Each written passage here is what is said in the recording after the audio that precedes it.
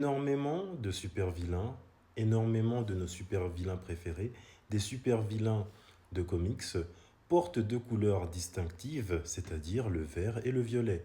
Je peux en citer quelques-uns de ces super vilains qui portent ces couleurs, Doctor Doom, qu'on va voir bientôt, et je sais que les X-Men et les Avengers, lorsqu'ils vont l'affronter, ils vont passer un sale temps, il va leur mettre des bâtons dans les roues.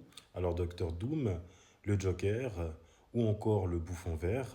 Et ces deux couleurs que les super vilains portent, ce n'est pas dû au hasard, ce sont des couleurs secondaires qui font que on va les graver dans la tête. A contrario, nos super-héros, eux, portent des couleurs primaires, c'est-à-dire le bleu, le rouge et le jaune. Je peux citer quelques héros qui portent ces couleurs: Superman, Flash, Shazam ou encore Spider-Man qui, eux, portent des couleurs primaires.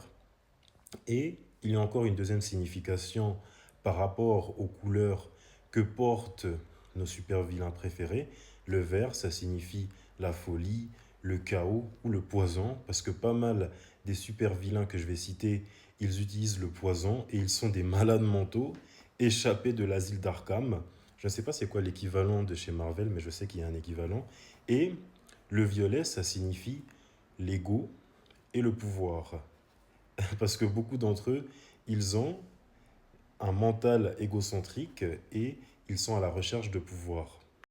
Comme super vilain qui porte les couleurs vertes et violettes, on a le Joker, le bouffon vert, Lex Luthor dans son armure verte et violette, The Riddler, ou bien en français le Sphinx, Kong le Conquérant, qui a été très mal interprété dans le MCU, Doctor Doom, The Prowler, ou bien le Rôdeur en français. Dans Spider-Man New Generation, j'aime trop son costume et il est trop badass. Annihilus, qui est le vilain principal dans Marvel Cosmic Invasion. The Mad Hatter, ou bien le Chapelier Fou. Dans Batman, il porte seulement les couleurs vertes et violettes dans les vieilles séries ou dans les vieux comics. Maléfique de Disney. Le Lézard. Mojo Jojo. Mysterio. Il y a aussi Hulk qui porte du vert et du violet, cependant lui il n'est pas un super vilain. C'est un cas ambigu car il est poursuivi par l'armée. Il y a également deux autres raisons qui font que Hulk porte du vert et du violet. La deuxième raison est que Hulk auparavant il était gris et suite à une erreur d'impression qui a été une idée de génie, Hulk il est devenu vert et ça reflète aussi ses pouvoirs dus aux radiations gamma.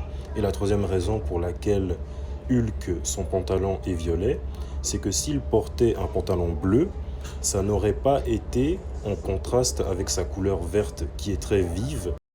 Et le vert et le violet sont des couleurs très vives. Donc je ne comprends pas pourquoi dans les films d'animation, pourquoi son pantalon il est bleu au lieu d'être violet.